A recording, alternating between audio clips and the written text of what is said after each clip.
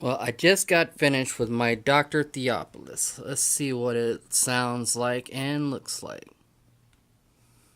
Well, you're Captain Buck Rogers, and according to your ship's log, you left Earth in 1987. If preliminary data holds up, it appears you have returned to Earth 504 years later.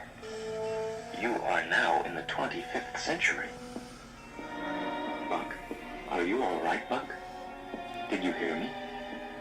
Buck?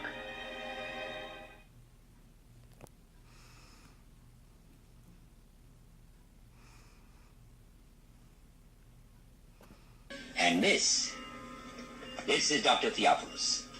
Good morning, Dr. Theopolis. It's a lovely day. Thank you. I did my best.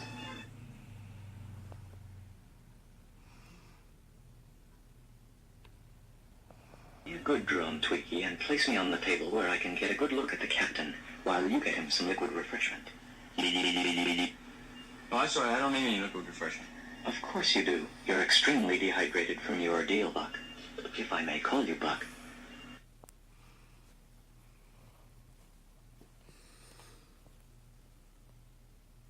I think it turned out pretty damn cool.